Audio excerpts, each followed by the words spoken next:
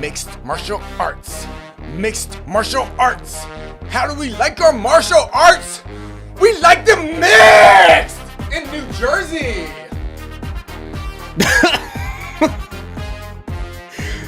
You never know what you're gonna get. What is up, my friends? I hope you're all out there just having the most spectacular day. We are back. My name is Shaun Al-Shatti, and welcome to the UFC 302 preview show here on MMA Fighting. As always, we appreciate y'all for joining us. Let me bring in the panel for today's program. First off, joining us, the mouth from the south, the legal eagle, the hero Atlanta didn't know it needed, the Julio Jones of this program. He is Jed Meshew. Hey guys, I spent not a lot, but like some time yesterday at the dentist, and my hygienist was cousins with Michael Penix Jr. And so that was just an enjoyable 20 minutes of her talking through it. Let's go Atlanta. Let's go Atlanta. And of course, the karmic balance to these scales that we need. The angel on Jed's devil on the shoulder, the prince of positivity. He is Alexander Caitlin. The king of the north. UFC mouth from the south, king of the north. UFC pay-per-view happening on Saturday. It feels like it's been a while since the last one, right? We've got a full month, right? We've had a full month to digest 301, and we're moving on now with our lives. I don't know. We've got a weird vibe. And it's weird also knowing we have another one coming up at the end of the month, another, more hyped one. I don't know. It's kind of a weird vibe here. I mean, realistically, we've had that was not positive. I promise people the Prince of Positivity that was not positive. It will get more positive, I think, but I can't make that promise. Fair enough. And last but not least, we would all be nothing without the single most intimidating producer in MMA. He is the Mustache King. He is the undefeated EKC Leydon man in the boards. Hi. Look at Mustache that. King. Look at those sleeves. I know. It's ridiculous. It's 302. It's okay. It's Jersey. I don't know. Fellas, let's dive in. UFC 302. It's nearly here. 4 weeks ago, AK, you mentioned it. We were in this very same space, and we were trying our damnedest to make 301 feel like it was anything, feel like it was any kind of interesting. And now we are here. UFC 302 sits before us. Islam Makhachev, Dustin Poirier, Shaun Strickland, Paulo Costa. I think that quartet alone is leagues ahead of what we had just a couple weeks ago. So, Jed, we turn to you. The entire MMA world is waiting on pins and needles for this. Help the people out. Should these lovely folks part with their precious $80 on this Saturday night? What is the official Meshew star rating? Well, it was easy. The official rating, 1 star, which is good. You know, we've come up. We had 0 stars for UFC 301. Obviously, UFC 300 almost threatened to break the scale. We considered adding a 4th star, but ultimately just, maxed out at 3. This is a perfectly serviceable pay-per-view. Certainly, the experience could vary here. If Dustin Poirier ends up somehow pulling off this upset on Saturday, it's going to be electric. It will be an event you'd remember being at for all time. But even if he doesn't, it's still going to be a good card. Look, I'm not here to sell you that all of the fights here are great, but the main 5 are pretty damn good, and there are a couple of solid ones as well coming up. And I think this is just a middle of the road 1-star Meshew card. AK, does that sound right? Is that sort of where you're at with this? Yeah, that about lines up with my read of it. I'll go gymnastics rating real quick. It's something like an 8. I'll say 8.6, 8.6, 8.8. And that is in the scenario where Dustin Poirier wins and gives a storybook moment. And even if you're a fan of Makhachev, I can't imagine there aren't too many people who wouldn't be happy for Dustin Poirier. It's just a great story. He's given us so many memorable moments. He's the definition of a fan favorite. He's fought for the title multiple times. He's won an interim title. Lots of highlights, lots of fight night bonuses. The vibes around this are so strong as far as like people think like, man, maybe this is the run where he makes it. Maybe because Islam's not Khabib. Like we saw Dustin lose a Khabib, but he's not Khabib. This is doable. This is a challenge that he can conquer. And so I think for this card to be particularly memorable, it has to be a Poirier win. If Makhachev puts on a great performance and dominates him, listen, Makhachev, I find him always enjoyable to watch. It's still a good card, but we're not hitting that upper limit of 8.6, 8.8 unless we get that storybook ending. And they're going to need a lot of support too. Strickland, just like picking Costa apart for 3 rounds, I think is not quite going to cut it. But maybe maybe it picks up in an entertaining way, like the fight with Duplessis. Kind of started off slow, became a banger. So that's possible. And then yes, they have a lot of good names in the undercard. Not like major star power that's jumping out. Not a ton of fights with immediate title implications, and that's okay. Not every card needs that, but that's what's keeping this from being like in the solid 9 range, which is where you really like your UFC pay-per-views to be. This doesn't quite get there. I did put up a poll, and I just want to say early results very favorable for Dustin Poirier as far as who wins the UFC 302 main event. Poirier, obviously, he's not winning the poll, but 46%. I mean, we've got a healthy amount of votes in, too. This isn't like a few people voted. We've got quite a few votes in. So, like I said, the vibes are there. I think a lot of people have talked themselves into a Dustin Poirier win, whether it's via knockout or finally jumping that gilly and getting it. I'm not convinced yet, but we'll get those to the actual predictions later. I'm interested to see how that poll develops over the next hour here as we talk about this. I'm surprised by those early numbers, but the vibes are there, like you said. Gentlemen, let's talk about this main event because I think both of you alluded to it. And to me, I love this fight. I love this main event. I think from the moment that Dustin Poirier won against Benoit Saint Denis, this was easily the fight to make just because of the way the UFC set it up. But to me, there's 2 sides of this fight, right? There's 2 sides of this event. There's 2 ways to look at it. One is we say it all the time, how foolish it is to write anyone off in this sport before their time is done.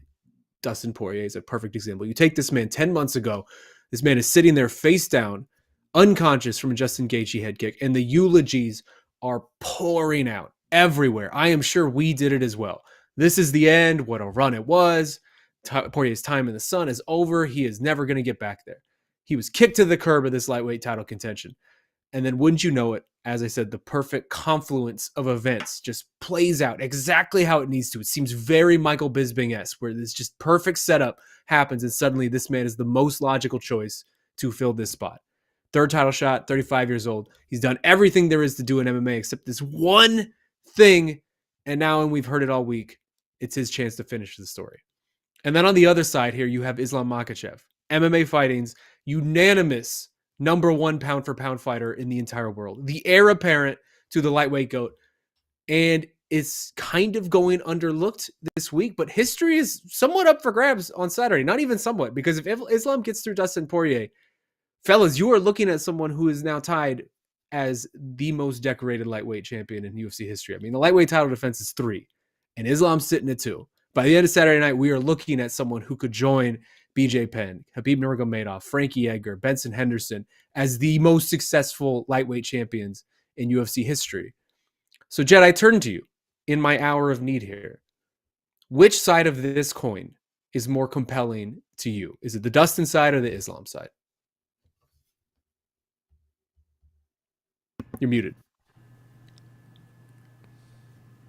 That's not a real question. It's obviously the Dustin side. It just is substantially more compelling because I kind of sort of stumbled upon this week. No one knows anything about Islam. He doesn't, this man does not share personal facts. If you can name 3 personal anecdotes about him, what is his favorite color? What is his favorite food? No, there's none of that. Khabib, there was at least some, but Islam really just has that mythos. And so him winning this fight to join others in the list is not compelling. If this was his 4th and this is going to be him breaking the record and setting the new standard for lightweight title defenses, maybe we could have the conversation, but this is him doing what 4 other men before him have done. And it's a terrific accomplishment. I'm not here to downplay that. It's just substantially less interesting as a storyline. It's less compelling than Dustin Poirier breaking the 35-year-old curse, finally claiming undisputed gold, doing it against the top pound-for-pound fighter in the sport, who is the protege of a dude who beat the shit out of him not all that long ago, and doing it, a la Shaun Strickland, less than a year from when we were like, well, that's it for old boy. He'll never hold the belt now. It's like, oh, suddenly I've done it. That is obviously and objectively the most compelling story here because it's objectively one of the most compelling stories of all time in this sport if it happens. Big if, huge, monstrous if there, but if Dustin Poirier pulls off the upset Saturday, like we're talking about at absolute worst, like the third best moment in the history of the sport. Like that's richly, deeply compelling stuff. And so Islam never had a chance in this fight. Well, let me follow up on that with you. If Dustin pulls off an upset, however he does it, does By hook that or by then, crook, baby, cheat your ass off, Dustin. I feel like we all consider Michael Bisping doing what he did to Luke Rockhold at UFC 199 as probably the number one feel good moment in MMA history, at least UFC history. Would you say Probably, this though, tops that? I have always been really partial to Misha Tate finally getting the belt from Holly Holm and in the way that manner happened, but probably Bisping. The issue is I also don't care for Bisping that much, so it's less feel goody for me in that regard.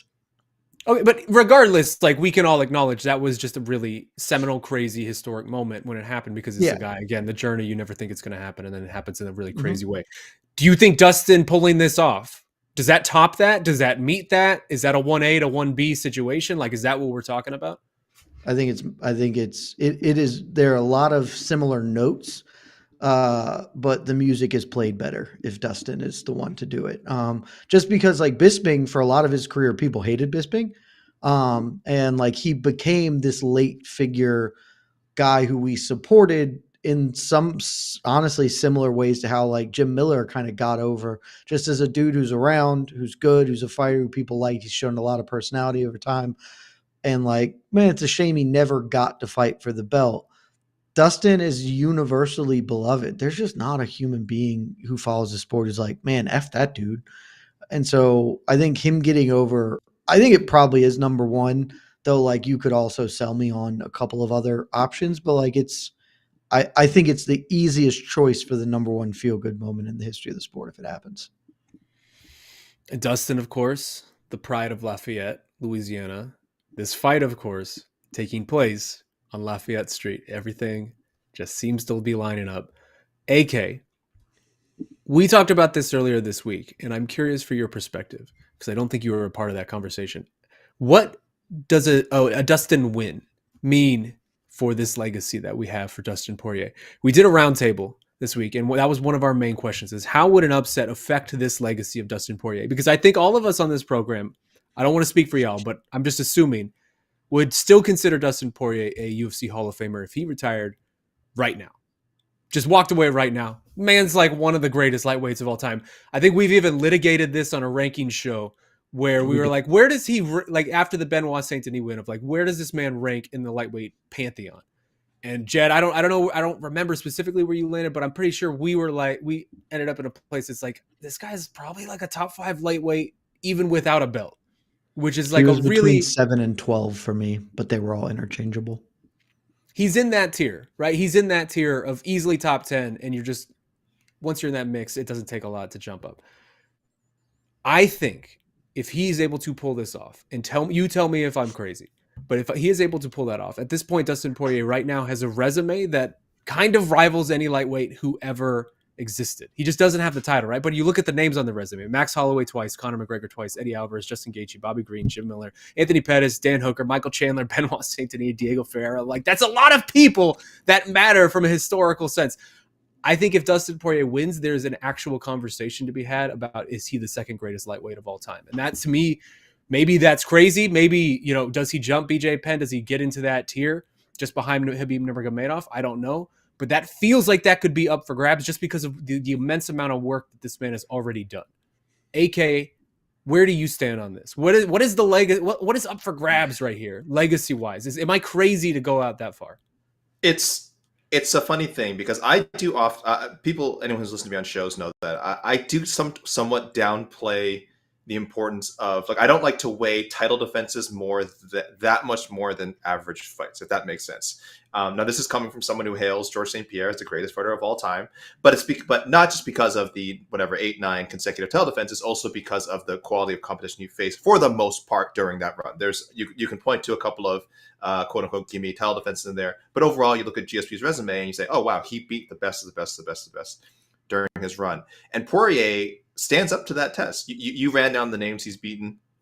If you compare his resume to some of the guys who have held the lightweight title, even Khabib, it's really strong. Like it's and certainly Islam. Islam, is the undisputed champion. If you compare their resumes and you look at who Dustin's beaten and you look at who Islam's beaten, you would go, Dustin Poirier clearly has a stronger resume than Islam Makhachev.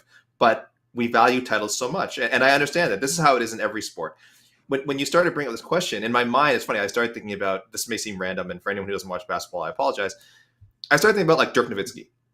Dirk Nowitzki, unequivocally one of the probably 25 greatest basketball players of all time. But if he had not won that and he has one title to his name. If he had not won that one title, I do wonder how people would view him differently. And it's silly. Like, we shouldn't, how can that one thing tilt the argument in one direction so much? But this is sort of how we're conditioned. This is sort of how it helps us contextualize things, right? It's very easy to point out this person won X amount of titles, or they defended a title X amount of times, and that's great. And that helps us to categorize when we're doing top 5 lists and things like that. But especially in combat sports, where winning a title has so much to do with opportunity as much as merit, as much as your accomplishments, it feels like we shouldn't weigh them so much. It's making the situation even tricky for Dustin. This isn't his first title win. We were talking about Bisping before, title fight, excuse me. We were talking about Bisping before, and kind of what made that so special is he had never had a chance to fight for the title, and then he finally got a shot and just did it and just won it. We've seen Dustin fight Khabib. We've seen Dustin fight Charles Oliveira. We've seen him fall short in championship opportunities. So for a lot of people, that immediately disqualifies him from a certain tier, right? Because we know where he's at. We know we've seen his ceiling, and yet a win on Saturday would suddenly elevate him into an area that we didn't think he could make before. So it's a complicated question. I don't think top 5. I'd have to look at my own list. I'd have to really, really sort of crunch the numbers and data in my head to think about it. I don't think top 5. There's an argument for it. If someone wanted to put Dustin in there, even right now, if he lost on Saturday, I think there's an argument for him to be in the top 5. But if he wins it, that argument becomes exponentially stronger. Just the optics of it, just saying he got to be an undisputed champion. He beat a guy who's 25-1 would be incredibly impressive. So outside the top 5 for me still, I think. But again, I don't know how I'm going to feel if he actually pulls it off. Keep in mind, I've already talked myself into this not happening. So maybe that's affecting my answer here. I gotta say, I love the Dirk comp. That's the first time I've heard someone throw that out all week, and that feels really fitting, right? Because Dirk was sort of in that same situation, late career. Like, it didn't feel like it was going to happen for him. We kind of had a lot of history with him at that point of a lot of failed shots at the belt, essentially, and he just didn't come through. But also the one title he did win, right? I don't know if you're not a basketball fan, this falls on deaf ears, but the one title he did win was such a great title. It was against the LeBron James, Dwayne Wade, Chris Bosh Miami Heat team, the first version of that team. And it was a really underdog win where that Dallas Mavericks team just didn't feel like they were up to the challenge, and then they just blew him out of the water. Like, that's an A+ 5-star title, and this feels like it would be the same, right? Like, if Dustin comes in against Islam, this isn't like you're just beating Nico Montano or something for the belt. Like, this is a A+ title win. Jed, I want to ask you the same question. I mean, what is legacy wise up for grabs just in the pantheon of lightweights? Because this is your area. Me and you love this stuff. Like, what's up for grabs for you this weekend for Dustin Poirier? Top 5. I don't think he's top 5, and I don't reasonably think you should put him top 5 right now. His resume, because again, he's got a weird situation in that he spent a lot of his career at featherweight, and those don't translate to lightweight resume. And so his lightweight resume is no joke. It's terrific, but you are losing some because of that, and certainly some prime years where if he had just been kind of toiling away at lightweight, probably have a better resume overall. So I don't think he's top 5 now. I think a win solidifies him locked in. Really unsure it puts him into top 3 though, and I'm certain that it should not move him to number 2. that feels very of the moment of us to be like, yeah, like Habib is number one and kind of will just sort of get to hold that forever unless Islam puts up like 3 more title defenses and maybe we can start talking about it. But even then, that's unique. And then BJ sort of is de facto number 2 because and we've done the BJ thing plenty. He just owns it and deserves to own that. Number 3, I think right now number 3 is Charles Oliveira, and even if Dustin wins on Saturday, I don't think he passes Oliveira's resume. Like I think, and Oliveira has the same thing, spent a lot of time at featherweight as well, but they have a lot. Their lightweight runs have been concurrent, and aside from watching Oliveira beat Dustin, they also beat a lot of the same dudes, and Oliveira did it dominantly. And so I think Oliveira gets to hold number 3. I think that will change if Islam wins. I will feel pretty confident with Islam being number 3 if he wins on Saturday. But if Dustin wins, I think he moves to 4, right? But like firmly top 5. Any doubter that existed for his Hall of Fame resume, and there should not be any, they just have to shut up and wear it, because if he wins on Saturday, he is a first ballot Hall of Famer. I would still say he's probably close to a first ballot Hall of Famer anyway, but without an undisputed title, if he was a second ballot Hall of Famer, it wouldn't surprise me. But like there's a lot. The way we will remember him will be different if he does win it. And like you said, wins it in this fashion against this opponent, it would be pretty spectacular and special. And there will be people arguing greatest lightweight of all time, even though I think cooler heads will ultimately prevail as the months go on and we get some space from this.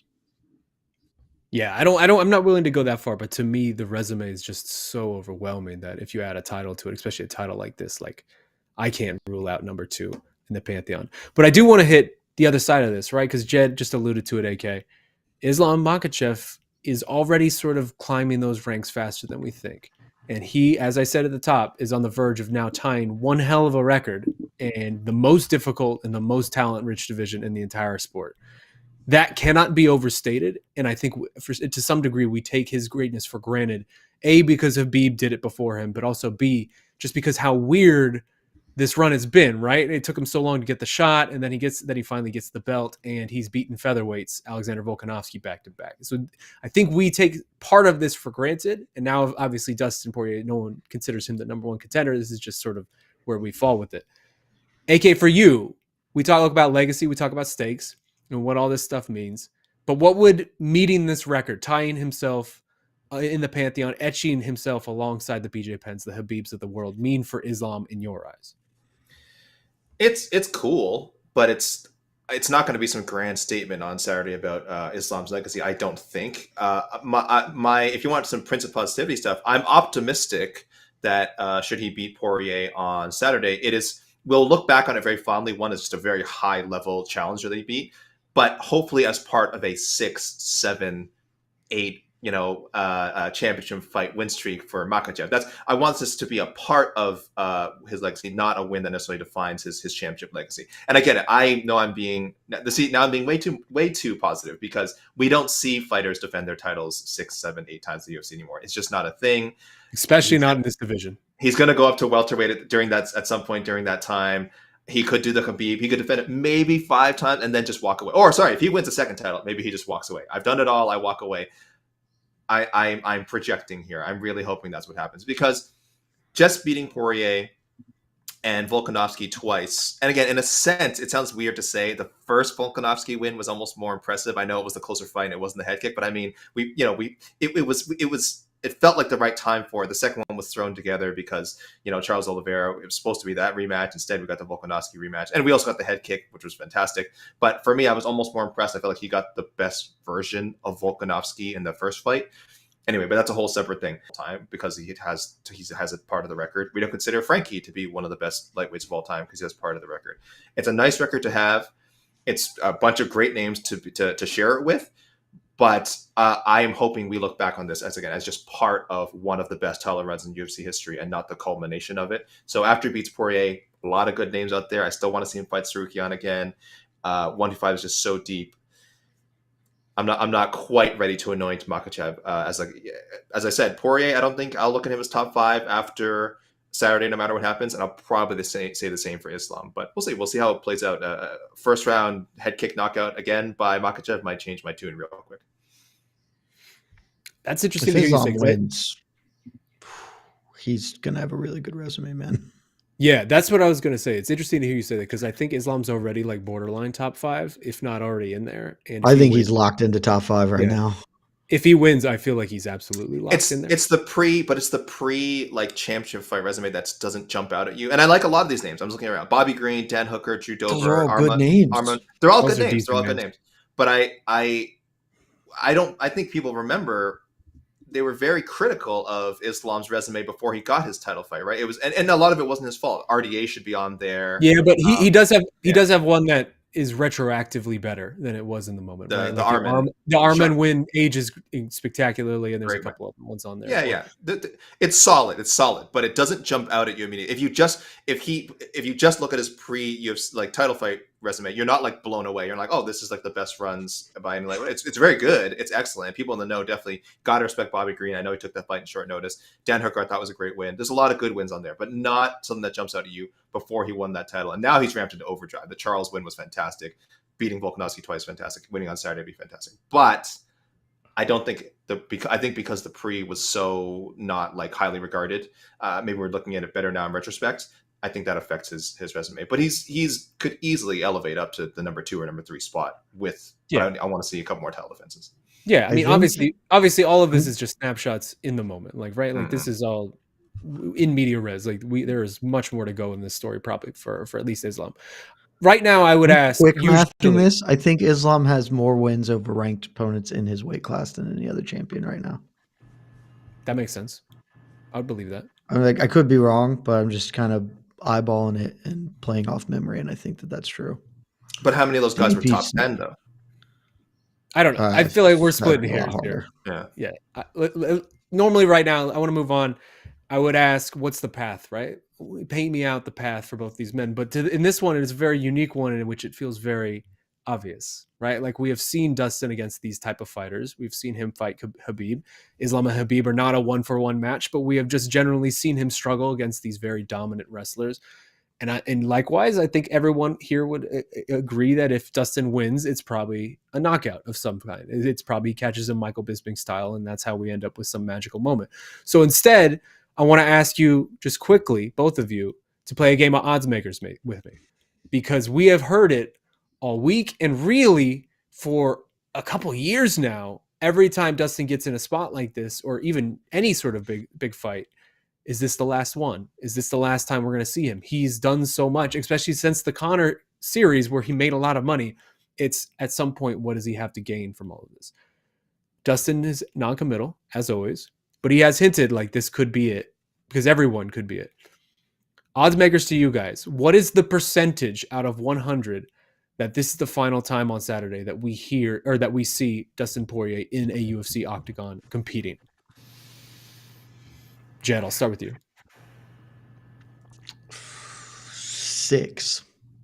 6%. I think it's deeply unlikely that this is the last time. I think there's a real possibility that it's the last time for some time that we get some time off here. But we talked about it on BTL this week. I think it is an actual 0% chance that he retires with a win on Saturday. It would be malpractice to win the lightweight belt and retire in the cage. And sure, it would be a terrific story, but also, in 26 days afterwards, Conor McGregor's fighting Michael Chandler.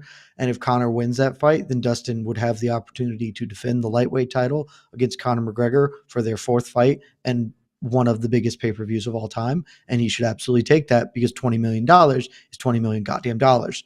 So I think it's a 0% chance that he retires in the cage that evening. Now, maybe Conor loses, he goes home, he retires in absentia or whatever and does that later. I still think it's very unlikely that he retires just in general because while he is old, still a young man. And to me, that's the key part here. He's still only 35. And so I agree. He has been open about not wanting to kind of put his body through too much. And I definitely think he doesn't want to do the rigors of, okay, if I lose, I'm going to just go and fight another Benoit Saint-Denis. I'm going to fight Rafael Fiziev or whatever. No. But I think he'll say, hey, I'm not retiring. I'm going to Uriah Faber this. I'm just going to sit out for a little bit. And then in a couple of years, maybe the UFC comes back. The UFC drug Nick Diaz's old ass out of retirement to juice a car when they needed it. And I would be very surprised if in the worst case scenario here for Poirier, he loses, it's bad, he sits out. I would be pretty shocked if he wasn't just like, I'll just hang, and in a couple of years, Nate maybe circles his way back to the UFC and they can finally, fight each other in that way, or just something else happens. Some other fight opens up in a couple of years. I don't think he's going to close that door definitively. And so this is this sport, man. Nobody retires. So I'm always going to be really, really reticent to think it'll be the last time we see anyone. What do you think, AK? It would definitely surprise me, but I'm also always wrong about these things. So factoring that in, I'll go 45% chance. So not going 50-50. I'm leaning towards he doesn't. So I'll go like 55, leaning towards he doesn't, because I think in my 45% scenario, I'm thinking like he gets just so hammered by Makhachev that like it's an eye open, just totally dominated, finished in the first or second round. And it's just an eye opener, and just kind of like, as Jed said, do I want to go through this again? And do I want to go through this again when this is the end result? So again, this is only, this is the worst case scenario I could see him, talk. I would kind of agree with Jed though; it won't happen in the cage, but he'll have a talk with his family. He'll take some time off to really take account of what he's done and where he's going and what's left to do. So I think there's a chance, but it's not super. Like I said, I'll go 45% chance. If you ask me, he will fight again at least one more time. Get a nice check and maybe get a chance to have a happier ending. But again, this is very much under the assumption that he loses on Saturday. Plus, I honestly think fans and us really undervalue. Dude, it's fun. People like to do shit that's fun, and you don't get into professional fighting for the money. Yeah.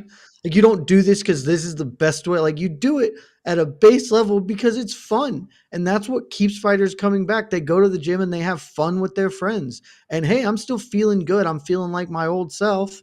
And you know what? Let's run it back. Like, he's a young dude, like not competitively and not athletically, but he is still a young man. And I would just be astonished if he wasn't like, didn't ever feel the itch and then did it, because it's not like he's hanging on to an undefeated record. It's not like, well, Khabib has like a real reason to not ever fight again.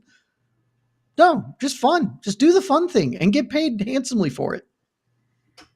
Yeah, I think that's ultimately, like, I've kind of gone back and forth on this, but I think, Jed, I maybe side more towards you than AK in the long run, just because it does feel like I would give it like 20%, right? Because it does feel like exactly what you said. Like, Dustin Poirier is not John Jones. He's not Khabib Nurmagomedov. He is not protecting anything. He is who he is. And like we said, if he loses on Saturday night, who cares in the long run? He is an all-time great. He is one of the most beloved fighters in the history of the sport. He's one of the greatest all-action fighters we have ever seen. He is on the first team all-violence for this era. Like, he sort of is who he is, and he can bolster that, certainly, but I don't think, unless he goes on a BJ Penn style, Tony Ferguson style 7-fight losing streak, like, none of that's really going to change. And as you said, he is 35 years old. I feel like there is probably a world where maybe he gets blown out on Saturday, and he's always very emotional after his losses. Maybe he does something knee jerk and says, okay, this is probably it for me. But then a year down the line, 2 years down the line, the UFC comes calling and says, hey, Nate Diaz is back, like you said, or hey, Max Holloway wants to run this back for the BMF title. Do you want to make a couple million real quick? And he gets the itchy knuckles and gets back. Just because I do think, he even said it this week, he is addicted to this. He loves this. This is his world. He's done this. We've ridden this ride with him since he was literally a teenager on Fightville. Like, this is just who this man is. There's a dude who fought Benoit Saint-Denis when Benoit Saint-Denis was, at this point, certainly could, like, at the peak of his, oh shit, don't fuck with that dude. And he was like, yeah, because it made me tingle. And I was like, let's go. Like, he's not a rational actor here. It's like, oh, that, like, I was excited about going to the depths of hell with that dude. Like, you're not convincing me that when he clearly has tread left on the tires, that he is, like, not going to do it again. That's ultimately where I think this comes to. Then we might see something emotional on fight night, but those don't ever hold. All right, gentlemen, we have talked about this fight for a half hour. I feel like it deserves a half hour because it is so ridiculously good and so rich with storylines. But now we have to make the picks. I feel like the obvious pick is Islam, but is there anyone here who is going to go out on a limb, go for the vibes, and go for the all-time moment and pick Dustin? Well, let me just say, if you're picking Poirier, obviously you go by knockout. That's you don't need to overthink this. Not that we're doing no bets barred here, Jed, but Poirier by KO plus 700. Poirier by submission plus 2200. Don't touch that, people. He's not jumping the gilly, and he's not. I mean, he might jump the gilly. He's not successfully doing it and submitting Islam. But how great would it be if he did? No, but I think when I say Poirier by KO, I suddenly had an image in my mind, guys, of we've got these new gloves. What a time for us to get new equipment. And the verdict is certainly out on how good they are. Apparently Islam was very critical of it. I know Shaun Strickland was very critical of the new gloves. I have this hilarious thought of Dustin not even really catching him, just maybe catching him with a grazing punch and some seam on these gloves. Again, I don't know exactly how they look now and how they're composed, but some seam that wasn't there before, just opening up a cut on Islam's forehead or above his eyebrow, or some freak the cut. Vitor Belfort title. The win. Vitor Belfort, but a slightly less freakish, like actually from a punch maybe. And Vitor's was from a punch. Kind of. It was so weird. It was so a punch weird. to the eyelid. It was just weird. And then, so yeah, something to that effect. The new gloves causing a cut that cannot be closed, causing way too much impediment to Islam's vision. And we get a stoppage in between rounds. New champion Dustin Poirier, top 3 lightweight, however you guys want to frame it after he wins. And definitely not retiring after that. So I don't know. That's just something that came to me. I'm picking Islam, but a cut stoppage due to the new gloves would be very, very, very funny.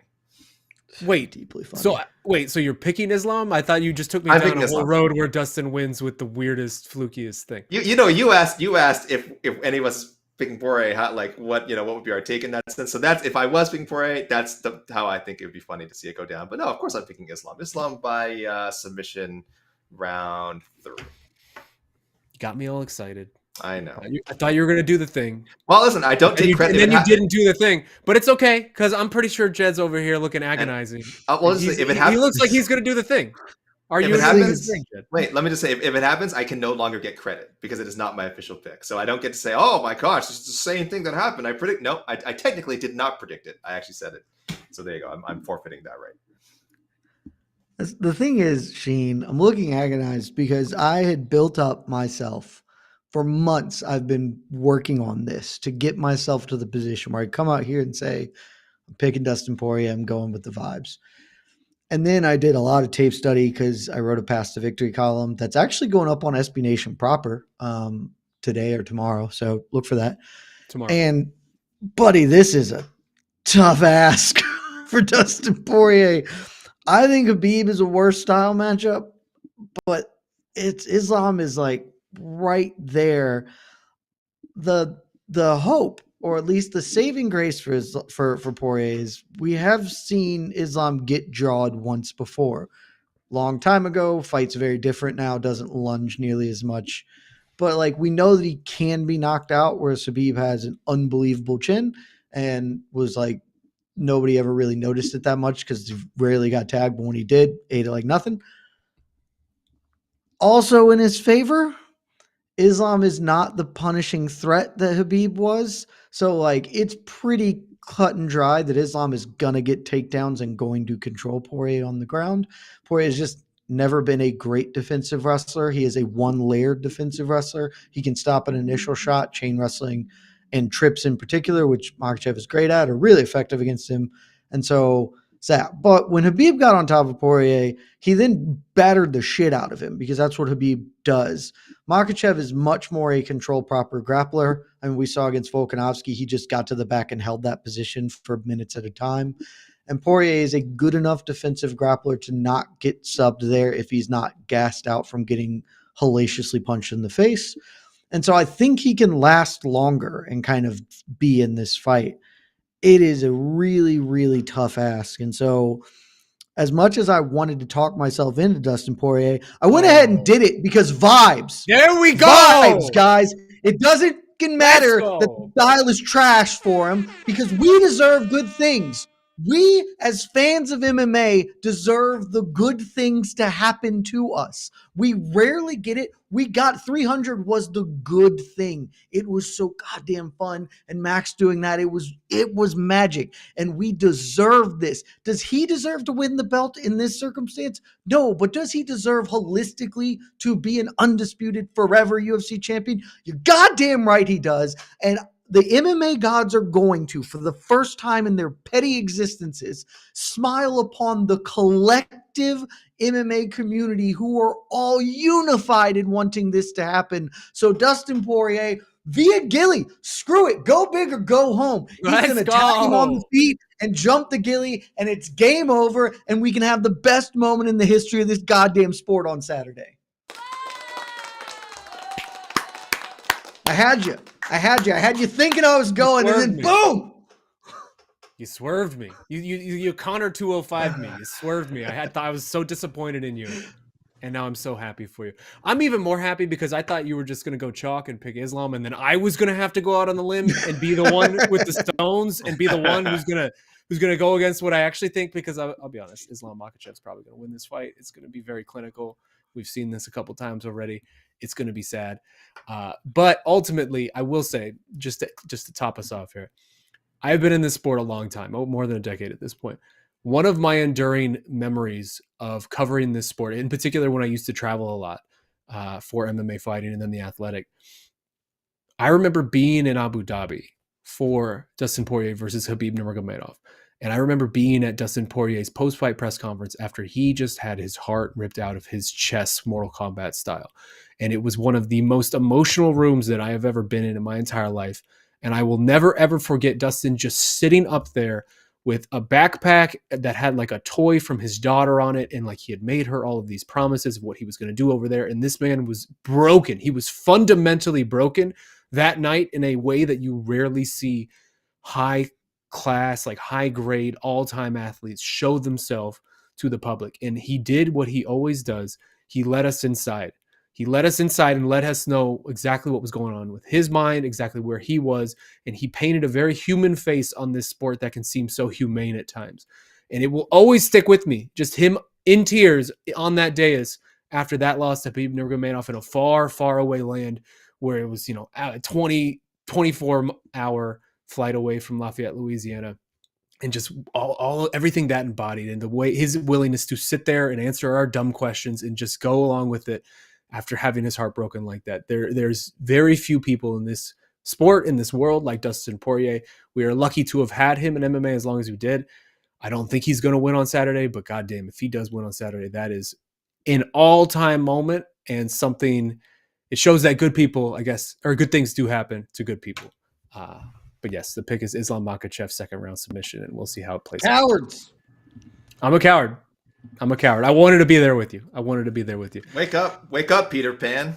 Count Chocula? Isn't that what you say all the time, Shaq? I don't say wake up, but yes. What is the line? Quote, grow up. Grow up. It's one of my favorite lines of all time from a movie. It's from Wedding Crashers.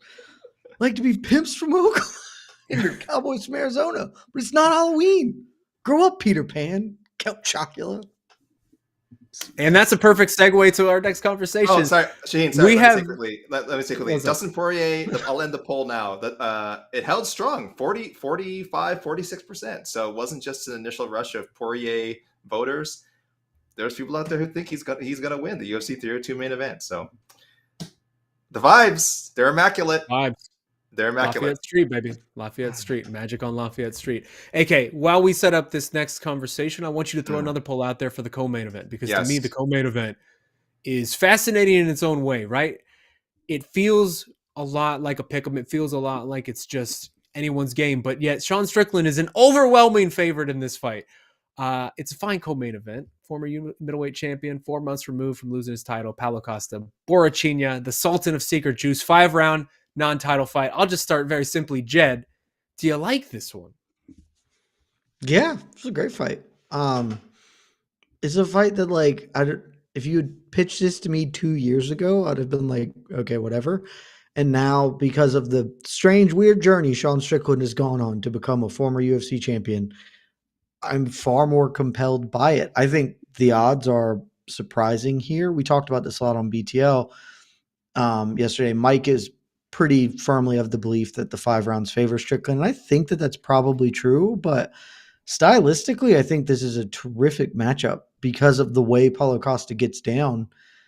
I mean, there are parallels to be drawn between Dricus du Plessis and, to a lesser extent, Jared Cannonier. The way both of those dudes beat Sean Strickland was they just punched a lot harder, and they punched at roughly the same volume that Strickland does. And Strickland is not a knockout guy. He is just going to try and pitter-pat his way to you, overwhelm you with volume and pressure. Paulo Costa is going to pressure right back at him, and he's going to be ripping the body. And all of his punches, whether they land or get blocked, they're going to seem more impactful and forceful than what Strickland is offering because that's the way he fights.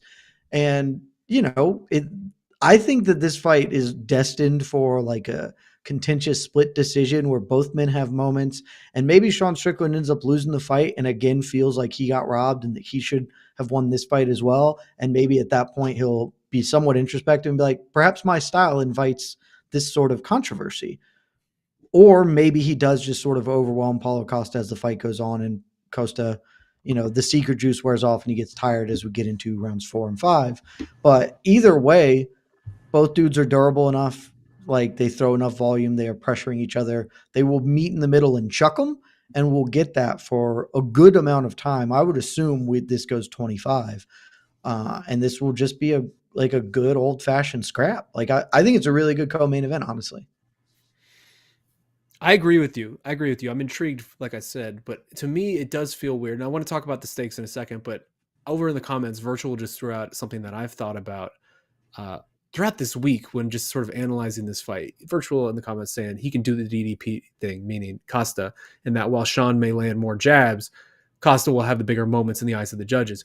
It does feel, AK, like we have seen similar fights like this before from Sean Strickland, and in particular, him struggle with this type of opponent who is a giant behemoth power puncher who sort of conserves his energy and then explodes and has these big moments. But in the meantime, in the middle grounds of that, Sean Strickland is pitter-pattering, doing his Diaz thing, hitting the jab, sort of just doing his overwhelming volume, but he ends up losing a split decision because people don't give him, judges don't give him the credit for the activity, and they instead give the credit to the big moments, which will surely come from Paulo Costa, just like a Jared Cannonier, just like a DDP, things like that.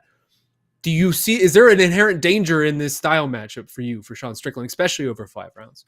Yeah, that's the one of the biggest flaws of Strickland's style is that I think we know he's often striking effectively. Fighters certainly know. They can see what he's doing in there. But the judges, for the most part, they need to be wowed. And a guy like Paulo Costa, you're right, is going to give you those wow moments. He had a huge wow moment against Robert Whittaker, right? Almost knocked him out in the first round, right? He did go on to lose that fight. We should keep that in mind. In fact, Costa's lost 3 of his last 4 fights. One of those is counting a Adesanya loss, so I think there's one title fight in there. That's fine. I don't want to say Costa's power is overstated because it certainly isn't. I think in both of his past 2 fights, we have seen moments where he is, he's done damage. Like I mentioned, the Whittaker near, just rocking Whittaker, which not a lot of people have been able to do. He actually hasn't knocked anyone out in 6 years. He's only fought 5 times, so that definitely bears mentioning. There's a lot of inactivity. And the guys he's fought are not easy people to knock out. Yoel Romero has been knocked out once, and that was a long time ago. Izzy, he lost that fight. He's got smoked. Marvin Vettori, I mean, no one's ever going to knock this guy out ever. So, there's certainly one name off the list of dudes who are difficult to knock out, pointedly. Well, there's one. Huh? I noticed you didn't mention Luke Rockhold when you were making your case for these guys aren't. Yeah, and he should. So I mean, and that well, no, but that strengthens my case, right? That is that. I think a lot of people thought he was going to KO Luke, right? And it didn't. It was kind of a weird, fun fight anyway. Fight was awesome. It was one of the best of the year. He really has not knocked anyone out in 6 years. That's a long time. Again, he has not fought frequently. I understand this data is not like you can't just gloss over all the circumstances of why he hasn't gotten a knockout. But I'm not convinced that he can necessarily knock out Sean Strickland or rock him or damage him. Have enough of these big moments to win a decision. The 5 rounds is tough. And as everyone says, Strickland, when you first spar with him or when you first fight him, he's extraordinarily difficult to figure out. Now, maybe because of the 5 rounds, Costa will have more of a chance to. That's what happened with DDP. Clearly had difficulty in the first 2 rounds and then picked it up and then went on to take a very, very, very, very, very close fight. I just don't see it with Costa. I just don't know if he can push the pace in the same way. I think he's actually a little more patient than some of those guys. I think he actually has to rely on finding these openings. I don't know if he's going to find those openings. I don't know if he's just going to come forward and try and overwhelm Strickland, but maybe I've got the wrong read on it. I just think it's a really tough matchup for Costa, and I think he needs to win by knockout. I don't see him taking a decision. Jed, we've talked a lot over the past year, really, about Shaun Strickland and this remarkable rise. And so I want to focus on the other side of this just for a second with you, because to me, whenever this gets written, 10 years down the line, 15 years down the line, the story of Paulo Costa is going to be a very, very bizarre one, at least if it continues down this path. Like if even 10 years from now, if someone is asking you, hey, what was Paulo Costa like? What was Paulo Costa's prime like? I don't really know what you would say to them right now, right? Because the chapters that this man has had over the course of his UFC career, he comes in, he's this obviously gargantuan comic book-like looking man, getting these crazy knockouts, then just gets deeply embarrassed in the Israel Adesanya fight, emasculated in that fight. And then ever since then, what do we really have? Like, Paulo Costa is a fun guy. He's an entertaining guy. He puts on very fun fights, usually very competitive fights. But he's also somewhat been a sneakily mediocre fighter for like a half decade at this point, right? Like, you look at the last 5 years, AK said it, he's only fought 4 times, really. And, he's only won one of those, and that was against a pretty cooked Luke Rockhold. And then you look at the antics, like he got, again, utterly embarrassed in his title fight. Then he showed up to fight week at 218 pounds for a 186-pound fight and was unapologetic about it, refused to cut down to anything but light heavyweight. He has either withdrawn or just flat out refused to fight in, by my count, 5 previously announced bouts, including one that was just on like less than 2 weeks' notice. And at this point, he has stagnated so long in this division that he no longer owns a single win over any fighter currently under UFC employment. Like, his resume does not look great right now. And yet he is probably 1 or 2 wins away from a title fight, just because of how popular he is, just because of how entertaining he is, and because he is so marketable, it does seem. What do you make of the story of Paulo Costa? And I guess what's at stake for him personally, in your eyes? Because this has just been such a weird 5 years. So really good. Like, he is just super odd. I was trying to think of a comp for him, and there's kind of not like any ones that are good, right? Like, there are bits and pieces, and there's like some Chael Sonnen to his game, but Chael never pulled out of fights. Chael never did the I'm just not going to show up. Chael, for his faults, was a professional fighter, and when he signed the line, he was there, whatever was going on. Costa's had like a lot of weird stuff, and so he's sort of unique in where he is. And honestly, part of that, I think, is why he is still drawing an audience. Why the fact that he has lost, does he have wins over anyone currently like employed by the UFC at this juncture? No, that's what I'm saying. He does not own a single win over a UFC fighter. Yeah. Right now. Wow. So like, and despite that, he is getting this fight, and even if he hadn't gotten this fight against the former champion, current number 1 ranked contender, right? Or maybe he's number 2. I'm not sure what the UFC ranking is right now. If he didn't get this, it was Khamzat Chimaev, like a functional title eliminator. Prior to this, he got Robert Whittaker. Like, he is still a going concern. And so, like, honestly, the sort of best comp is Colby Covington, but worse. Like, not as good of a fighter as Colby Covington, because he keeps getting these opportunities in this way and sort of staying relevant despite competing very sparingly and not winning a lot at this point when he does. And so he's just a fascinating entity in the sport. And like, I don't think a loss hurts him. The UFC is not going to fire him if he loses on Saturday, right? And because if they did, he would be immediately snapped up by PFL. They'd be enamored with having. That would be more than good for them. So he's not going anywhere. But with the win, he's like right back in title consideration. It's such an interesting dynamic, like a little niche that he's carved out for himself in the sport, and good on him. Yeah, I just can't. I can't, like you said, I can't think of a good comparison for him. Colby maybe is something, maybe like Colby's a Darren, like the closest. maybe even like a Darren Till. I saw Darren Till being thrown out in the comments. Someone that's just so ingrained with the fan base, so entertaining that he's always kind of right there. But yeah, I don't know. He has such a singular and unique career. Last one, and then we'll get to the picks on this. What does this fight mean? Right? Because to me, I'm not. It doesn't feel like there are really definitive, clear stakes to this. Obviously, Israel Adesanya is sort of the number one guy up. It feels like in the UFC's pecking order. If the UFC could make a title fight right now, it seems like it's going to be with Izzy and DDP. And then obviously you have Khamzat Chimaev versus Robert Whittaker out there for the Saudi Arabia show. That's a big show for the UFC. That's a big opportunity for Khamzat Chimaev. He's sort of been on the precipice of a title shot forever. And Robert Whittaker beat Paulo Costa. So there you go. That feels like probably the next man in line. Is that what this is? Is this fight essentially on Saturday just to be the third man in line? To be one fight away from being that guy? Like, what's at stake for you, gentlemen? I think it's going to turn out kind of like with how Dustin just got his title fight. It's like, which guy is going to be available? Costa was saying at Media Day, like he does feel there's a chance if he puts on an impressive performance, and obviously if something happens with, depending how it goes with the Whittaker and Khamzat Chimaev, but we don't know. First of all, the DDP Adesanya fight hasn't even been booked yet, and then we don't know when the winner of that fight will be ready again. So this is kind of a cop-out answer, but I do think it's just going to come down to timing. I think even if one of these guys puts on an impressive performance Saturday, even if Khamzat or Whittaker makes a really strong statement in their fight, I don't know if any of these four fighters can make such a powerful statement unless they score, like, again, 30-second knockout or something, which I find unlikely in either fight. I don't think any of these four fighters can make such a strong statement. They're like, yes, this guy's a lock. They're definitely getting the winner of, again, the still to be booked DDP Adesanya fight. It's just going to come down to timing who's available. So boring answer, but that's kind of how we got Saturday's main event. So there you go. The winner of this gets to be the backup fighter for the inevitable Khamzat Chimaev title fight, because you 1,000% need to have a backup fighter for a Khamzat Chimaev title fight. And the winner of this will get to be that, because I assume that Chimaev will beat Whittaker. Even if he doesn't, and that's a big assumption. Like, I'm not saying it's guaranteed, but kind of just feels like that's what we're driving at. And if he does, he's immediately fighting the winner of DDP Izzy whenever that comes to pass.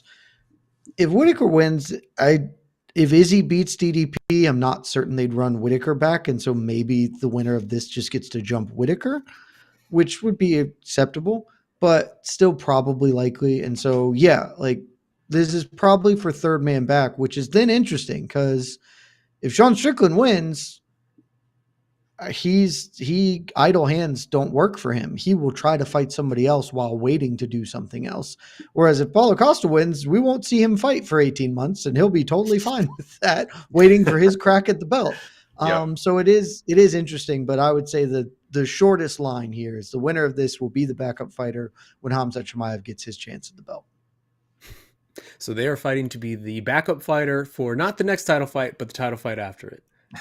Tremendous. But I mean, like, a 50-50 shot that just is a title shot is the next title shot, you know? Yeah, that's fair. That's fair. All right. We have talked quite a bit about this fight at this point. Make the picks. Let's start with you, AK. I'll go Strickland by decision. I know it's the boring answer. That's pretty chalky. I imagine that's where most of the betting money is coming on, but I don't see how Costa's going to figure him out. Maybe I'm underestimating Costa's technical ability. Maybe I'm too fixated on against how crazy some of his fights turn out to be. I don't know, but I just think over a 5-round fight, he's not going to have enough of those moments. I don't think he's going to. Maybe there's a knockdown in there somewhere. He might even definitively win a round. He might have, like, the best round of the fight. There might be a moment like later he catches Strickland and then we're like, oh wow, and then that's what we're talking about, like, for the next however many rounds are left. But I just don't know if he can do that enough times. So I'll go Strickland by decision. And what I actually think is going to be a pretty good fight, even though I'm picking Strickland to pick him apart. I think with Paulo Costa, there's always that threat of the KO. There's always the threat of him taking a risk, doing something crazy. So I do like Strickland to win on points. And let me say, let's just say the poll right now, still ongoing though, 60% Strickland. So a higher percentage of our voters are picking Strickland to beat Costa than are picking Makhachev to beat Dustin Poirier. And it's by quite a bit, too. Makhachev settled in at 54%. So Strickland at 60% right now. That's not surprising. That doesn't Yeah. feel surprising, right? Yeah. Like that. If we're talking vibes, that feels like where the vibes are The at. popularity contest. Yeah. Ultimately, JK, I think I sort of see this the same as you. I'm going Strickland by decision as well, and I agree. I think this is going to be a really fun fight. Like I think this is going to be a really back and forth, spectacular fights. Each man's going to have his moments, similar to like Paulo Costa almost taking Robert Whittaker out of there early when he fought for Whittaker, and then Whittaker sort of comes on strong. I could see something very similar. But I agree. I think Strickland by decision. This feels like Strickland's to lose. But what say you, Jed? I'm going Costa by splitty. And it, like I said, I think there's a real chance that it's one of those fights where, like, you kind of think Strickland won. Like, I think Strickland probably beat Jared Cannonier, but Jared Cannonier won. He who shall not be named, even though he's fighting next weekend, whatever. The figuring him out thing made me laugh because, like, what's there to figure out? Paul Costa's not here to find the most efficient way to get through Sean Strickland's guard. The most efficient way to get through his guard is I'm just going to punch. I'm going to punch a whole bunch. And I'm going to punch right into it. And if I hit his arms, I'm still hitting the shit out of his arms, and that sucks for you. And I'm going to rip the body, and I'm going to keep coming forward and chuck him. Like, what's he going to do? Punch me back? He doesn't hit as hard as me. I'll be fine. I'll just walk right into it. Like I said, I think Strickland will probably land more and, like, to a discerning eye, be the more effective fighter. But Costa's going to hit real hard on the elbows a bunch and win rounds, not by knocking him out or even by hurting Sean Strickland, just by Leonard Garciaing his way to three of the rounds on two judges' scorecards. So I think it will be fun, but I'm going Costa for the upset.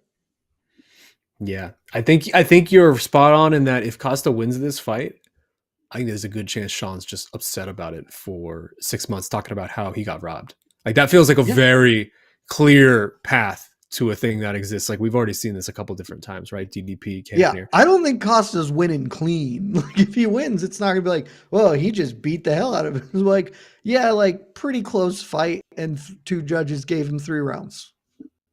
Yeah. Well, we shall see. I can't wait for it. Casey, let's bring you in. Let's hear from the peeps. Rest of this card, I mean, it's hit or miss, right? You got Kevin Holland, Mikhail and Jacek, Nico Price suddenly on the pay-per-view in place of Jailton Almeida Romanov as the last member remaining on the Romanov hive, and also the Jailton Almeida hive that upsets me greatly. You're still on the Romanov hive? I'm still going, baby. I love it. I'm still on Jailton. I'm still on Jailton. A lot of people are still on the Jailton hive. I thought you and me agreed that we would let Romanov leave. Like, we held on to Dern, but we shipped him out into the ocean. Look, to let King Kong be. I'm a loyal man. That's what I can say. A lot else on this card, but maybe we'll hit it on some of the fan questions here. Casey, how are you doing? We haven't heard. I'm doing fantastic. I'm doing fantastic. I love hearing your guys' super intelligent, witty conversations and breakdowns of Casey the fights. made me talk about Almeida and Romanov yesterday. He chose it and made me do it. Everyone talks about what's going to be fighted tonight. I want to know what is not going to be fighted tonight. What's your break? We know. What's your we 15 decided. minute We decided that. I'm sorry. Casey, real quick. Almeida Romanov. What's your main event pick? Islam. Yeah. Islam. Fun. Cowards. Yeah. It's Islam. I don't know. I can't. You don't need to explain it. Is Islam, and I love Dustin. But Islam's really good, and Dustin bet none is of y'all really believe in good, but Santa not as either. good. There's no joy in any of your hearts. Well, let's hear from the peeps. What do the peeps have to say about this card we have in front of us? All right, this one's coming from our good buddy did he miss Achilles weight? Jr. I didn't look Do at you think weights that- this morning. Do you think that bite made Andre Lima miss weight? Retweet, appreciate all of you. Hayfits via KO is free money, Jed. Yeah. He missed weight by a lot. Missing weight by 4 pounds is tough. Let me hop on this one before I had to depart quickly after this, but let me hop. It's a weigh-in question. Let me address this first. Yes, Andre Lima came in 130 pounds, 4 pounds over the flyweight limit. Did not look uncomfortable on the scale, probably because he stopped cutting weight like 4 hours ago and was filled with like a lot of water. I love that. Yeah. Which makes me wonder if there was an illness involved. So first, let me be the stick in the mud here and say I wouldn't be surprised if we get an update sometime early Saturday saying that this fight is not going through. I have no inside information on this. It is currently scheduled to go forward as a catch weight. Lima is forfeiting 30% of his show money and his win money, which is apparently, I'm told, is the standard in New Jersey. So normally, I believe it's just That's the tough. first. That's Yeah, tough. there's so, but that's good. That means people always Unless say, he loses. but people Then always he's making money if he that loses. apparently doesn't matter. But people always say like, oh, it sucks. They only get fined their show because they'll make it up by getting their win bonus anyway. Well, I mean, it's true. He will still get his win money, but they'll take a little chunk out of it. A little chunk out of it, appropriate given that he was bitten in his. Hey. On today's weigh-ins, I made a crack that like, oh, I wonder if he'll make weight easily because Igor Cipriano bit him, and and literally, I think like 2 minutes later, he showed up at the scale. I completely blew weight. So the other weird thing is he's facing his third replacement opponent.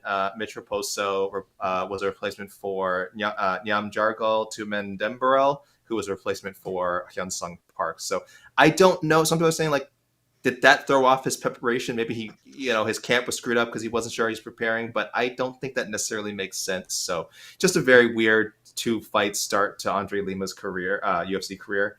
And I have a feeling he'll be one of those guys that every time he's scheduled now, we're just going to be expecting bizarre happenings. Tough. It's tough to lose on the win and the show when you're on like a 14-14 contender contract. Yeah. All right, guys, I'm out. I'm out. Yeah. Enjoy the rest of the questions. I lining. gotta run. When you're only making 14, 30% of 14 is not that much. Upside. New Prince of Positivity in the All right, run. peace out. Bye, AK. Love you, AK. Happy birthday. All right. All right. Back to the What else we other got? super chats. This one's coming from Spencer. Shaheen, you give some of the best, most rational takes in MMA. Consider putting yourself more on shows. Oh, well, thank you, Spencer. Who wants I rational? I promise I didn't pay Spencer for this. You, Jed, and Mike for pay-per-view review shows A-Team. Well, we appreciate you. Thank Are you. we doing that tomorrow? Was the A-Team on tomorrow? No, I'm going to have to be doing 20,000 back-end things. Oh, Gable Stevenson signs with the Bills. Oh, wow, he did? Schefter just put it up literally 60 seconds ago. Man, Like I'm a telling you, real contract? Like a legit? I mean, he is signing with them. I don't know if he'll make the team. Oh, But okay, it's different. Schefter just tweeted he signed with them, Wow. But All right. I'm just saying this is really making my prediction of Gable Stevenson in 3 years being Brock Lesnar 2.0. Look, Brock signed with the Vikings, didn't make the team. Stephen Neal, man. Mhm. All-time great Patriot, Stephen Neal. He was just a wrestler. And then he kind of just started doing football because they said you should try football.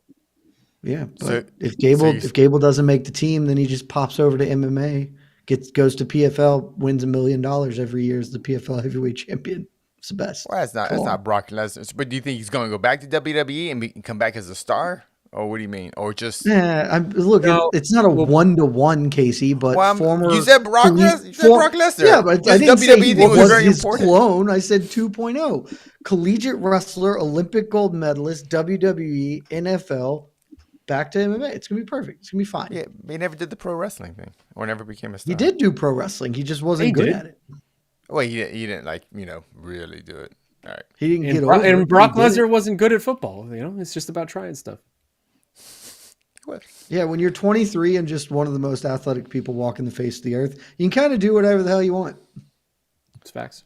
All right. And one more from Spencer. I guess he couldn't fit it on in one post. Oh, Spencer, we love you. Jed, the most entertaining man in MMA. Ariel, the biggest journalist in MMA. As stated, Shaheen, the man. Would you ever consider MMA news show with the three of you each week? I don't I'd love to think do it. Ariel would tolerate my shenanigans. I think he would revel in your shenanigans. I think he gets enough of it with Rick. No, Rick's too much a straight man, but with Connor's shenanigans, I think there's enough. Watch Spen- BTL. Watch BTL for your MMA news every week. Yeah, there you go, Spencer. We appreciate you. Right now, I'm doing way too much on the back end to be able to participate in as many shows as I'd like. Maybe we can change that moving forward. All right, this one's coming from Jama. Shout out to Cross. I don't want to be cross. I see what you did there. But I only see 2 solid fights. Also, what will Shaun have to do differently from the DDP fight to not let this be close? What do you think, Jed? One, shout out to Cross, just a legend of the chat at this point in time. Man with the fieriest takes I've ever seen. There are more than 2 solid fights. I mean, the main event and the co-main event are very, very, very good fights. The feature fight is a good fight and fun. Like, it's certainly over the solid bar. Holland Mikhail Oleksiejczuk is just going to be wild. Objectively, like, Almeida Romanov is solid because we're talking about 2 top 15 heavyweights in the world. Even if that fight is going to be misery to watch, it's still like some of the best fighters in the world competing. So you kind of got to give it to that. Almeida Kopylov, as long as Roman Kopylov isn't a coward and a villain, which I kind of think he's going to be, could be fun as hell. Nico Price and Alex Morono is going to be fun. It's not like super high level top 10 guys, but fun fight. Randy Brown, Easy D, very good fight. Like, there are at least 6 very good fights on here. 2 like 7 or 8, because Grant Dawson, Joe Selecki's pretty good too. Like, there's the early prelims, hot garbage. Not here to tell you any different. But once we get past Phil Rowe, Jake Matthews, it's all pretty decent. Man, I didn't even remember Grant Dawson was on this card until you just said it. The swiftness with which that man has been thrown away by the UFC in this Joe lightweight Selecki division. now. That's tough. That's why lightweight's the best division in the sport. You slip up once, and all of a sudden, Mike said it back at the bottom. yesterday, and I firmly agree. Grant Dawson, like, outside of the main event, has the most to lose of anyone in this card. Because if you lose to Joe Selecki, that's just it. He's It's just over. done. We're out of here. Years of work gone in like just 6 months. Gone to one bad loss and then Joe Selecki. So, yeah, like, this is a very solid card. Again, it's not 2 stars. It's not going to blow your socks off, but I think this is a very, very solid fight card. I'm with you. Oh, and we kind of talked a lot about this Strickland DDP thing. I'm honestly not sure because, like, it's so baked into what his style is. The answer is he just has to try harder. Like, he needs to be more aggressive in looking to damage people as opposed to jabbing and, like, marginally hurting them. But that's also a fundamental style shift and opens up different things coming back at him. So it's tough. But we'll see. Like, there's word out of his camp that they're going to, like, grapple, which is interesting. Like, maybe that will be very good for him and maybe that will open up more opportunities. Probably will tire Costa out. So, yeah, I could see that being a game plan. Let's try and make more grappling happen, get Costa tired sooner, and then my particular brand of offense can be even more effective as the fight goes on. Oh, I love Tired Costa. Tired Costa is my favorite. I love that word out of the camp that he's going to grapple is really just Eric Nixick in every interview being like, please grapple, Shaun. Please grapple. That man's beating his head against the wall. It's hilarious to watch. Right. What else we got? But maybe this time, This one's coming from Justin. Islam is going to break a lot of hearts on Saturday. I think you're probably right. Is it really breaking hearts when you expect it, though? Invite joy into your life. Pursue the good things. Is Islam the villain here? I don't like. Yes. I know we love Dustin, but yes, he's I don't feel like he's a villain as much as just he's like the token villain that anybody would be in this position. He's the antagonist, not the villain. Yeah. Like if this was a story, he's not like, Joffrey. Dustin's like pretty clearly the emotional hero of the story for like the MMA community right now with whatever this weekend is going to be. And so, yeah, I mean, you have to have an antagonist. I don't know that like Islam's not a villainous character per se. Because we don't know anything about him. It's hard to be a villain when no one knows anything about you. We said this off air, but my favorite interview I've ever done with Islam was when I was at the Athletic. I did a story on Khabib Nurmagomedov's street fighting past because like him and Tony got into some argument about street fighting.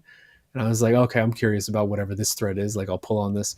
And talking to Islam about him and Habib being 12-year-old maniacs on the street of Dagestan, just getting in these giant group street fights, was the single most interesting thing I have ever heard from Islam. Like it was the most fascinating thing. And it's just like, I wish we could have more of that. Yeah. More street fighting. All right. Last super chat before we go to other questions.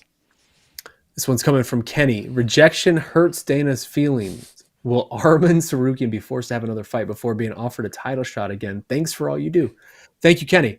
I don't know. I feel like Arman's pretty baked in as the next guy up. There's a couple of things that could prevent that. One would be Conor McGregor saying, I want a lightweight title shot, which I don't think is happening. The other would be Islam deciding that, okay, now's the time to go up to welterweight now that I've sort of tied this title defense thing, which I don't think was happening either. So to me, it feels like Arman's sort of there. Real quick. Yep. The Arman thing, who made that public? Was it Arman that made that public, or was it Dana that made about him turning down the title fight due to not enough time? I think Arman said it. It was Arman that said it. That's what Arman has talked about it. I'm not sure who specifically said it first. I feel like it was Arman. I think Arman has at least confirmed that, like, I did not have the time to do that. Is this all just a BS storyline, or basically did Arman make a mistake? Actually, coming out and saying it might have been Dustin who said it first, because Dustin was telling the story about. That would actually track. How he came upon the fight, and it was essentially executives being like, okay, like, hold on, we're going to go offer this to Arman, and if he doesn't take it, it's you. So that might have been it. Okay. Well, okay. And secondly, UFC loves making money. Why do we agree that Islam versus Dustin with this storyline sells better than Islam versus Arman? Yes. Yeah. So I don't even understand the big deal from the UFC's or just fans' perspective. I don't get it. That he turned down a title fight. It's like, nah. I mean, UFC likes making money. I don't feel like people are really making a big deal out of it. Are you? Oh well, Michael Chandler was to some extent. Yeah. Well, because look, and God knows you are not going to hear these words out of my mouth often. I actually think Michael Chandler's not wrong. It is an unfortunate reality that this is not a sport. Meritocracy does not exist. And so while I do think it is likely that Arman Sarukian is next in line for a title fight, it is not guaranteed, and title fights are never guaranteed. Because while I think it's likely, if Conor wins at the end of June and Conor says, I want to fight for the lightweight belt, whether it's Islam or whether it's Dustin, Conor's getting that fight, man. That's just happening. Islam has already explicitly stated, I would be stupid not to say yes to a Conor McGregor title fight. Dustin, this exact same thing. And so if that happens, then you're Arman Sarukian, you're 26, 27, whatever he is right now. Maybe you got to fight another dude now because you simply have to compete. You can't sit on the shelf for 18 months. And it's lightweight. Ask Grant Dawson about how fighting another dude goes. Randomly, some dude can hand you your ass in this weight class. Like, I get it, and I am not. Again, I think he's going to get the title fight. If I were in charge of fighters, I would just have a blanket yes policy to title fight offerings, because in the same manner of which this could go wrong and you might end up never getting that title fight. Tony Ferguson never got his day in court. Maybe you're the next Tony. The same token, like, random shit happens, and maybe you aren't at your best, but maybe you roll in there and you win anyway, and you roll the dice and you hit, but you got to the table, and that's in lightweight, like, way more than half the battle. It's simply getting your day in court. So I don't like 100% agree with Michael Chandler, but I actually agree in general. You kind of just needed to say yes. I disagree. I see where you're coming from, but I pretty thoroughly disagree on this one. Because to me, it feels case by case, and this feels very similar to when DDP turned down the title fight against Izzy, and then he ends up just getting it anyway against Strickland, right? Like, so Arman's there. Arman's young. I think he has time in front of him. But also, though, like, I can understand from an Arman perspective. I fought this man once on short notice, and I pushed him pretty hard, but ultimately I lost. I'm not trying to fight this man again on a second time short notice. Like, that to me, it feels like the distinguishing factor of, like, dude, I've already done this once. I've earned my chance. Like, I'll wait it out. I don't know. I feel like I can't blame Arman for what he did. It feels very similar to DDP, and he'll his time. And he fought a tough fight against Charlie. Yeah, Oliveira. So I mean, it wasn't like He he just did. had a. That was like, that was a tough camp, tough fight, and then like, yeah, I have no issues if Arman going nah. I don't have any issues. I'm just saying he And has also- absolutely opened up a world where he does not fight for the belt. Sure, That's but very- as you that's in said, play. sure, but as you said, he is young, and I think the other distinguishing factor, like I get the lightweight conversation that it's hard to be that guy at lightweight, but I think that you could point to Dustin as it's hard to be that guy at lightweight, but once you are a set in stone top 5 lightweight, you are kind of in the mix always. Like you're kind of in that category, and you're kind of being considered at any time there's a title fight. It's hard to get there. Maybe. It's think he's incredibly fucking hard to get there. Probably the hardest in any division. But once you are there, you do get some leeway of like, okay, we're going to just keep you in the mix at all times. Yeah, Maybe. I like that. Yeah, I mean- forgot he kind of made that upper echelon after He made the beating leap, Oliveira. Yeah, he made the leaps. He's in there. He's in the group. So Benny made the leap. Benny ain't. But- But he ain't never all the way made But the Benny- leap. He didn't beat the Charles. He didn't beat that set in stone guy. he lost to Charles. That's why he was out. And Oliveira, not Oliveira. But I Arman- mean, that's the thing. If Arman goes and has to fight again, that's what I'm saying. Again, I don't think this is going to play out. I think Arman Sugan is very good and he's going to win. But there is a very real world where he has to fight some dude, Rafael Fiziev, and loses. And then I don't like Dustin Poirier. I don't think personally gets these opportunities because he was once top 5 or an interim champ. He gets it because he's super popular, and Arman ain't that yet. So you have invited risk by turning down a title fight. You had one, and you do not have one now. And I believe he will get one. By turning it down, he has in fact invited risk into the game. Yeah. He has chosen the birds in the bush versus the one in the hand. We'll see. I mean, ultimately, I don't think we're changing our minds on it, but I do think he will end up with that. I just think it's weird that the UFC even offered it to him when they like making money, and we're all pretty much agree that this was the biggest money fight for Islam. I do agree with that.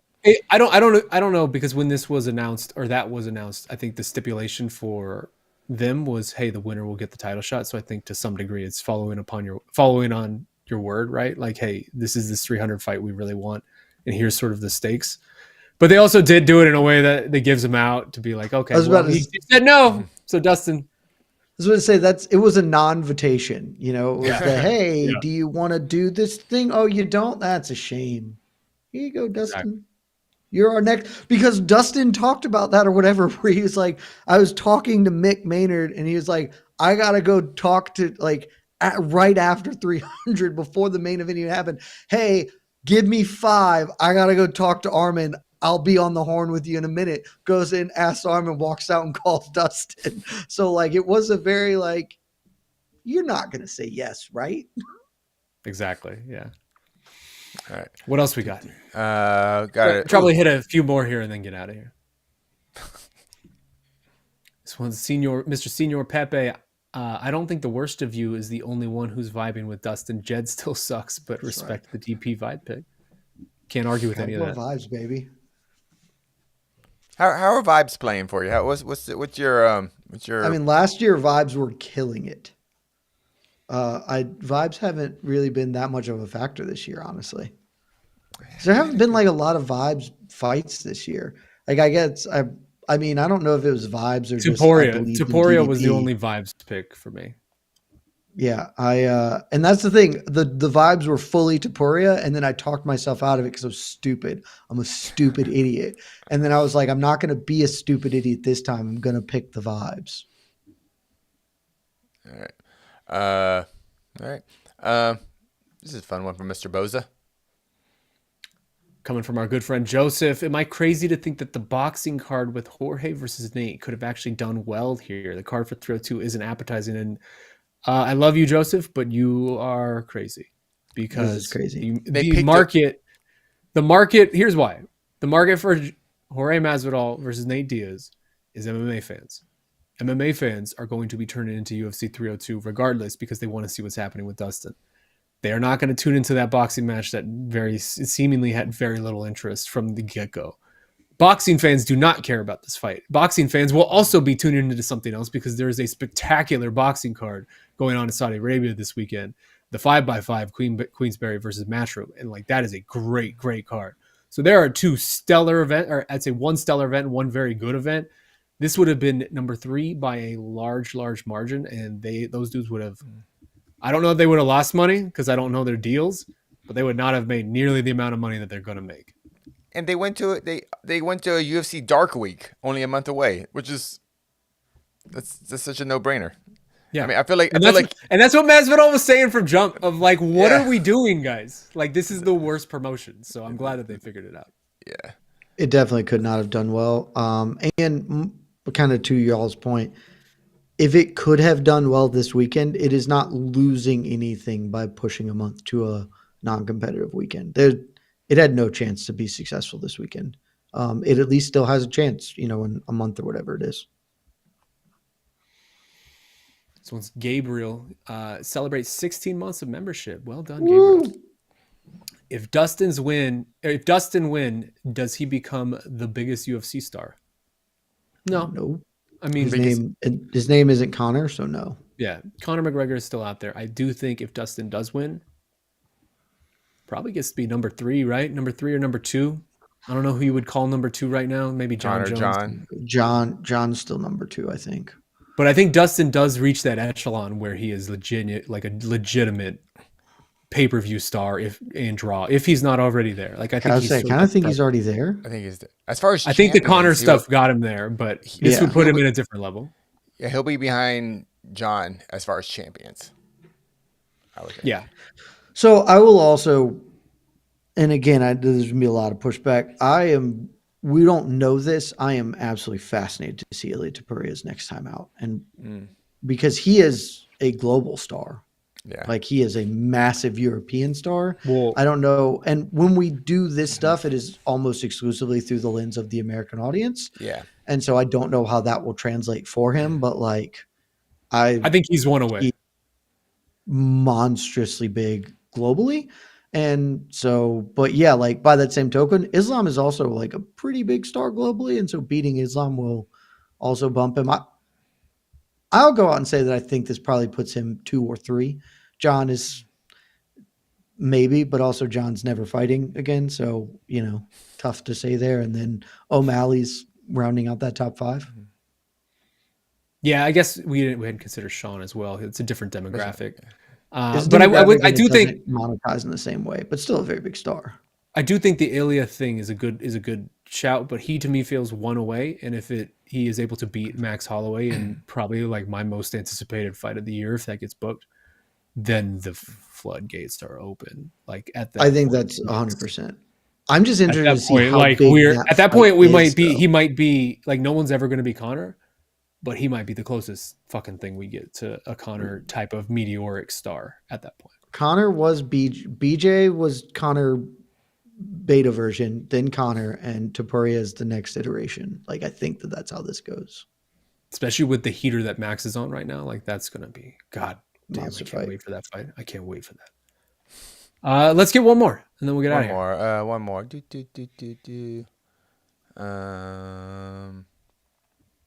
God, now I'm just thinking about Max versus Ilia, and I cannot wait. Easily my most anticipated event of the year. All right, and last question because we didn't talk about it. This one's coming from Mehdi. Team, can you please address the incident between Islam and Dustin at the end of the press conference? Do you think Dustin got under the skin? Impacts on the fight? That is true. We haven't mentioned this entire hour and a half that we've been speaking, and it was probably the most interesting part of this entire week. Certainly, I thought that press conference sucked, but that face-off was worth the money, right? Like it was worth the time investment to watch that press conference. It's very rare that you see Islam break the veneer, break the cold gaze that he sort of brings to all of this. But I was fascinated by that. I thought that was really cool. And then I appreciate the UFC and Dana White for releasing the audio version where it's like the close-up, you can hear what they're saying. Obviously, it seemed like it was just a dialect confusion between the word MFer and what that means. And we've seen similar things with like Canelo Plant, for example, is like a really classic example. Whereas Canelo now uses that word like a lot. He uses it's quite in his vernacular. But I don't know. I was very entertained by that whole thing and pretty intrigued. What about you guys? It's so weird to me that like, because I agree it's a seem like that, but like this is a promotion that has a BMF belt. Like how are you confused by the term MFer? Like it is like I could absolutely understand like not your first language stuff, except for the fact that like that belt exists and he has been asked about it. What does he think BMF stands for? I don't think a lot of people know. I was like, I, it's like like you just have to, because whenever you get initials, your first, well, what does that stand for? Like it was so weird to me when that came out and was like, pretty clearly this is what exactly like you said, Shaheen. Why, like, what does Islam think the BMF belt is? That's what I want to know. Does he think that owning that is an insult because you are being called an MFer? Like I need someone to ask this. I need to know this now, because that was like my immediate take was like, what? I liked it. Also, you got to say like that Islam's like hanging around AKA, you know, for like decade at this point, Dude. probably longer. You telling me that like Rockhold and Habib and Cormier and DC all those seen dudes each are other? dropping MF bombs in that gym? Come on, but no one's calling him that to his face. that's fair. It's a Like, different thing. It's a different thing. You It's just kind of just- hear his chatter. You know, it's just chatter. But if you say it to your face, then it's different. That's all. I love it. I I love doubt it situations impacts the like fight. that. I that face off Answer roll the though. question. I Oh, like yeah. I like because you know why I thought it was awesome, because we finally got to see, because we know so little about Islam and who he is outside of those. We saw a moments in the flash of cage. it. Yeah, we saw a flash little of it. flash We saw the little angry, like, oh, the human yeah, side of him. Yeah, the human, like, oh yeah. So that's all we got a little bit of who Islam maybe actually is, and it was cool. That's all. Dude, it was honestly, now that I think on it, it was Tony saying Habib's never been in a fight and Habib losing his mind. Like, I'm the real street fighter. I have been street fighting since I was 7 years old, you piece of shit. Like, it was that. that's what I'm saying. God, It was just like, Tony. That last Dagestan's Tony different, bro. Habib. That last Tony Habib press conference is like one of my man's saddest never been in a moments in street fight. retrospect. It's so good. What are you talking about? You wear glasses inside. Also, he has like a baseball with him the whole time and stuff. It's just so good. Absolutely. Oh, God. I mean, that Yeah. fight would not have been competitive, but God, I wish we got it. You could not be more wrong, and I don't have the time right now to go into how wrong you are. So, last thing I'll say is, thank you for hitting the music, Casey. Anytime a stare down goes more than a minute, goes longer than a minute, I'm all in. I love the boxing ones that are just like 5 minutes long, where it's just like, how long are we gonna do this, guys? I like it. And yesterday's was like a minute and a half. It was good. This has been the UFC 302 preview show. We appreciate you guys, as always, for rocking with us all week. And keep it locked to MMA Fighting all weekend. You know what we do. We got you covered. We got your preview, post-fight. We got the pre-fight Q&A. We got the watch party. You never know what those dudes are going to do. We got the post-presser. And then come here. Join with us late at night for the post-show. My name is Shaun Al-Shatti. This is Jed Meshew. There's Casey Leydon. We love y'all, for AK Lee as well. I hope everyone here enjoys the fights. Let's have a good time this weekend. We love y'all. Be safe. We'll see you on Saturday. I wish Dustin's shorts were better. Love y'all. The shorts fair. are not good. Just give me.